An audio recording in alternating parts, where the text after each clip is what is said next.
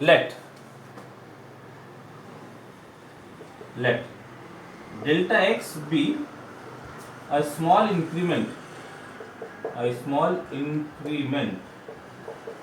in x, then delta u, delta v, and hence delta y be corresponding small increments in u, v, and y respectively.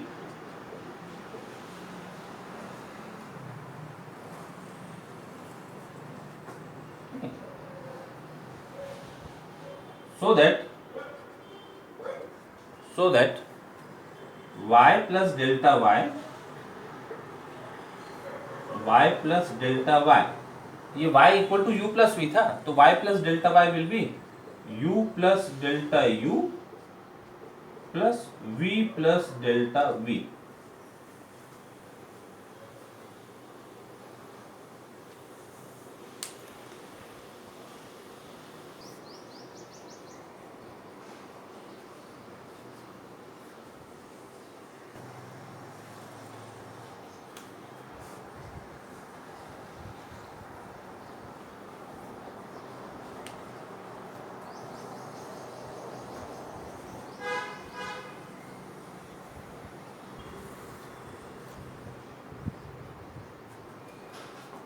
As right hand side exists, therefore left hand side exists. Left hand side मतलब this limit exists means this limit is equal to dy by dx, and hence dy by dx is equal to du by dx plus dv by dx, and this completes the proof. Similar lines पर second result, second theorem 2, derivative of difference of functions, ये complete किया जा सकता है. ठीक, सम की जगह difference, तो जहां जहां एडिशन था वहां सब्ट्रैक्शन हो जाएगा, और नेसेसरी चेंजेस जो करना होगा जब आप सॉल्व करेंगे तो ऑटोमेटिक समझ आने लगेगा. तो सेम लाइंस पर ये प्रूफ कंप्लीट कीजिएगा.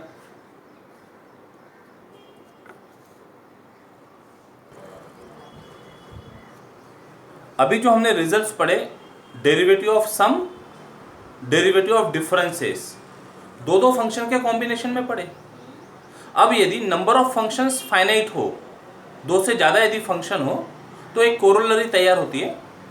If u, v, w etcetera are finite number of differentiable functions of x such that y equal to k1u plus और माइनस k2v प्लस और माइनस k3w प्लस और minus up to finite number of functions where k1, k2, k3 are constants etc. are constants, then dy by dx is equal to constant k1 du by dx plus और minus जो भी होगा constant k2, limit of constant into function constant बाहर आ जाता है, तो वही logic यहां पर भी लगेगा. k2 dv by dx plus और minus k3 dw by dx plus और minus etcetera, where k1, k2, k3 dot dot are constants. तो जो रिजल्ट सम और डिफरेंस ऑफ टू फंक्शंस के लिए अप्लीकेबल था वो लीनियर कॉम्बिनेशन, ये कहलाता है लीनियर कॉम्बिनेशन ऑफ फंक्शंस. तो उसके लिए भी सम और डिफरेंस का रिजल्ट अप्लीकेबल होगा. This is the meaning of corollary.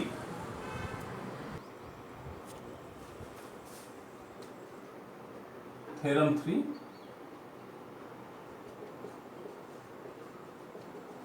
Derivative of product of functions.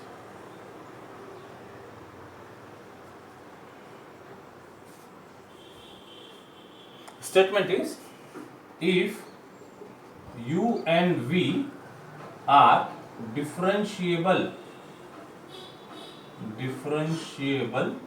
functions of x such that y is equal to u into v, then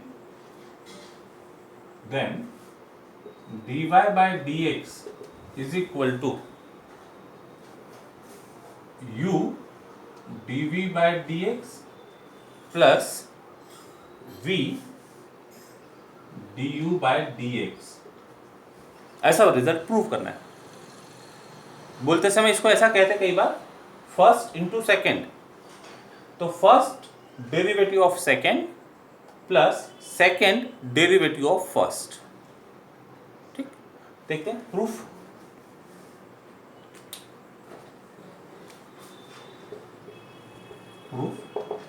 से step 1 given data लिख लेते हैं, स्टेप्स वाइज डिवाइड कर देते हैं proof को। Given that u and v are differentiable functions of x such that y is equal to u into v, number 1। ठीक है, तो x में कुछ भी स्मॉल इंक्रीमेंट होगा तो u में चेंज होगा, v में चेंज होगा। मतलब क्या हो रहा है, u और v ये x पर डिपेंडेंट है, y ये u और v पर डिपेंडेंट है। इसका मतलब y is indirectly depending on x। तो x में यदि कुछ भी चेंज हुआ डेल्टा x, तो उसके कारण u में कुछ चेंज होगा, से डेल्टा u, v में चेंज होगा डेल्टा v, और इनकी वजह से y में चेंज होगा डेल्टा y। तो नए जो फंक्शंस बन जाएंगे, u change to u plus delta u, v changes to v plus delta v and y changes to y plus delta y। तो ये सारी बातें लिख देते हैं, ये केवल समझने के लिए diagram. Let delta x be a small increment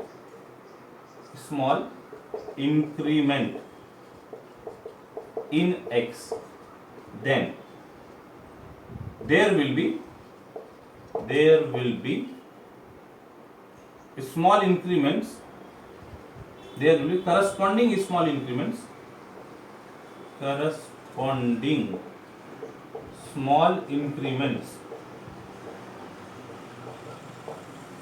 delta u, delta v, and hence delta y in u, v and y respectively,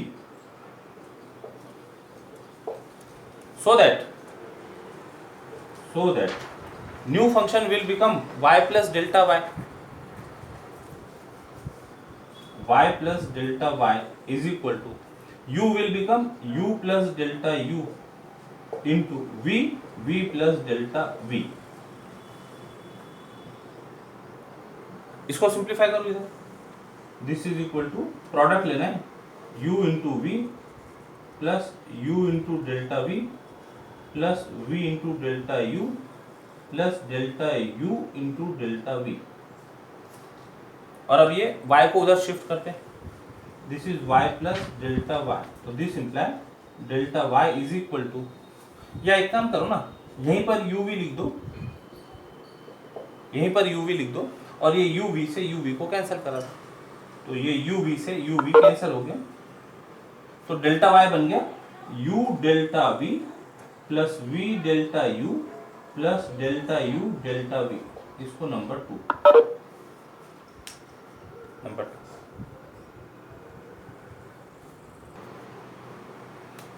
step 2, as delta x is a small increment in x, therefore delta x is not equal to 0। also यदि delta x tends to 0 होगा तो this imply delta u delta v delta y tends to 0। जब जरूरत पड़ेगी तब use करेंगे इसको, तो अब ये जो delta x not equal to 0 है, इससे इसको डिवाइड किया जा सकता है, dividing to by delta x, और साथ ही में लिख देते हैं and taking limit as delta x tends to 0, and taking limit as delta x tends to 0 we get, इसको डेल्टा एक्स से डिवाइड करना है और लिमिट लेना है दोनों तरफ, तो we get limit delta y bye delta x tends to 0 is equal to limit delta x tends to 0 of, ये पूरे को डिवाइड करना है डेल्टा एक्स से, u plus u delta v plus v delta u plus delta u delta v upon delta x, दोनों तरफ divide किया और फिर लिमिट ले लिए। अब इसको सिंप्लीफाई करते चलते, this is limit delta x tends to 0, अब ये सबको सेपरेट करना पड़ेगा, इसके साथ भी होगा, इसके साथ भी होगा, इसके साथ भी होगा, तो v u delta v by delta x delta x plus इसके साथ लेते v delta u by delta x plus, अब यहाँ दो डेल्टा है और डिनोमिनेटर में एक ही डेल्टा है, तो किसी एक के साथ सेट करते हैं उसको, delta u by delta x into delta v अकेला रह जाएगा, रहने दो।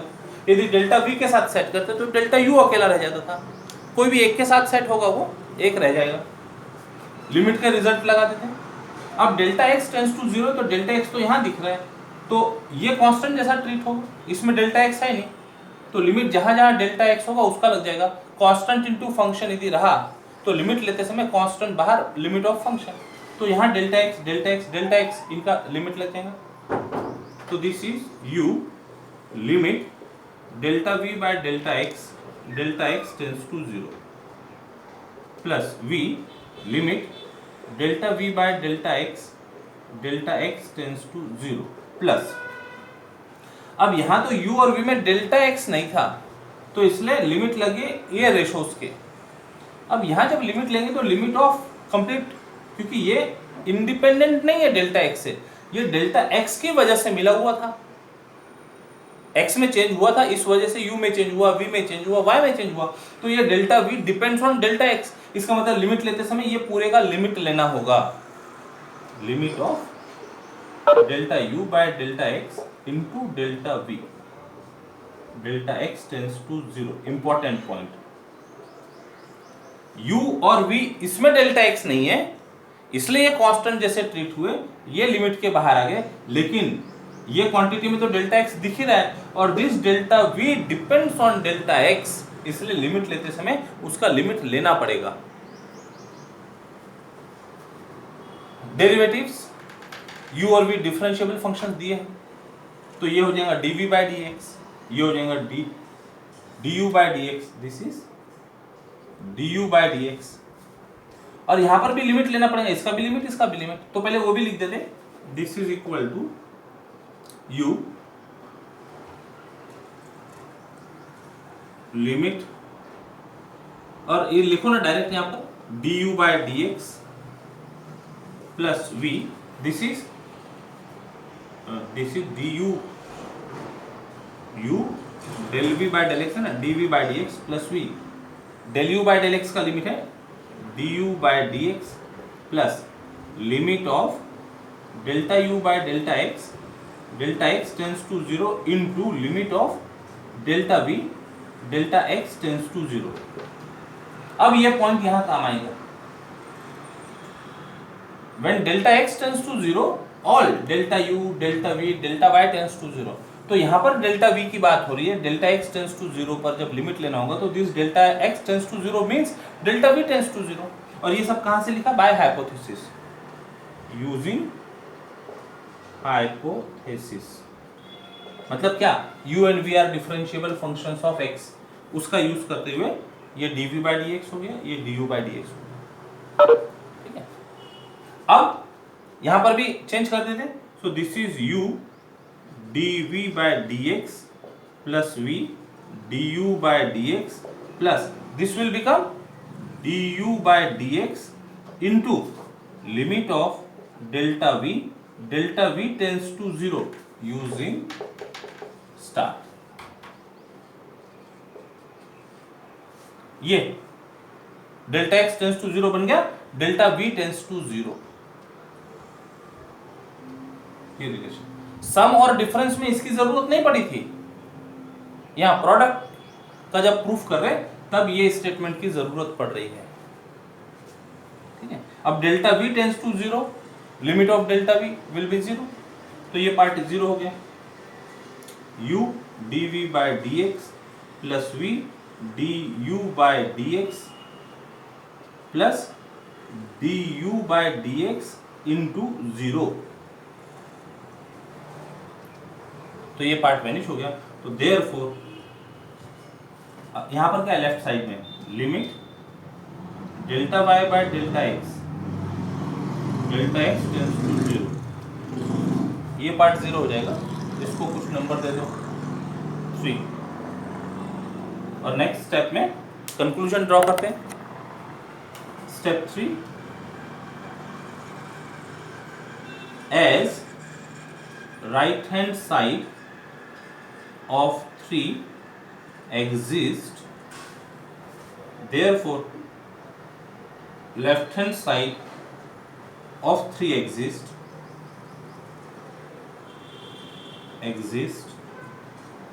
and that limit of delta y by delta x tends to 0 is dy by dx,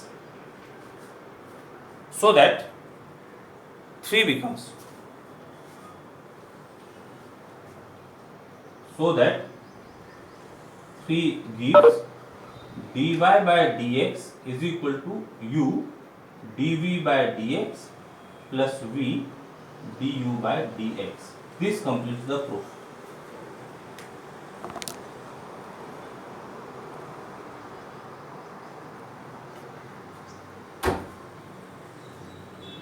As right hand side of 3 exist, ये तो पार्ट 0 हो गया. ये दोनों मीनिंगफुल है, एग्जिस्टफुल है, तो therefore left hand side exist, मतलब limit exist, and limit exist means that limit is dy by dx by definition. या मेंशन कर सकते हैं by definition of derivative, by definition of derivative.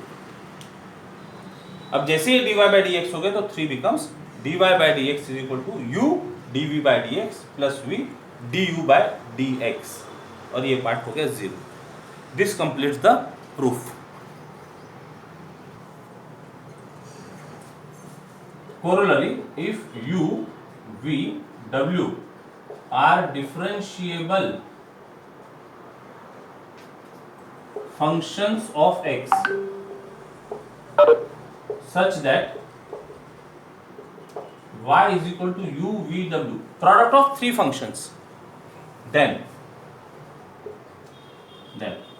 dy by dx is equal to, अभी यहाँ क्या हो रहा था, एक फंक्शन रह रहा था, दूसरे का डेरिवेटिव हो रहा था. अब यहाँ 3 फंक्शन है तो 2 फंक्शन रहेंगे uv, तीसरे का derivative dw by dx plus, अब w का डेरिवेटिव हो गया तो अब w छूट जाएगा, दूसरे का डेरिवेटिव लेना पड़ेगा, v का ले लेंगे तो uw dv by dx, v का भी डेरिवेटिव हो गया, अब ये बच गया तो 2 फंक्शन एज इट इज रहेंगे vw du by dx.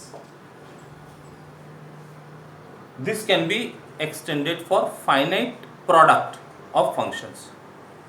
लेकिन जनरली 2 फंक्शन का प्रोडक्ट और 3 फंक्शन के प्रोडक्ट के साथ डील करते हैं. अच्छा, इनको समझने के लिए जो बोलने में आता है रिमार्क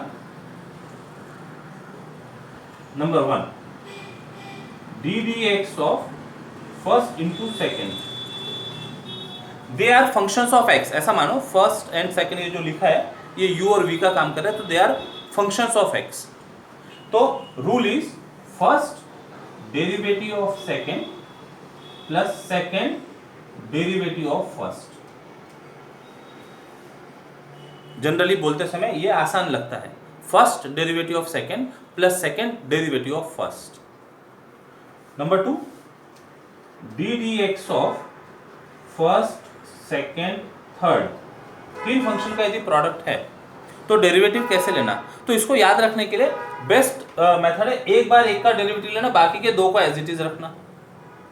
ठीक है, तो यदि ये रूल हम फॉलो करते हैं तो यदि मान लो फर्स्ट का डेरिवेटिव लेकर चलना शुरू करते हैं, derivative of first into second third, ये रहेंगे क्या कि हमने फर्स्ट का डेरिवेटिव लिया, बाकी के दो को साथ में मल्टीप्लिकेशन में रखा, प्लस अब सेकेंड का डेरिवेटिव लेना है तो सेकेंड का डेरिवेटिव लेते समय बाकी को अपनी अपनी जगह पे रहने दो, सेकेंड का डेरिवेटिव और बाकी के दो अपनी जगह पर, सेकेंड का डेरिवेटिव आ गया, बाकी दो अपनी प्लेस पे एज इट इज बिना डेरिवेटिव ली, प्लस थर्ड का डेरिवेटिव की बारी है अब, तो फर्स्ट और सेकेंड अपनी जगह पे रहेंगे, फर्स्ट और सेकेंड अपनी जगह पे रहे और D D x of third.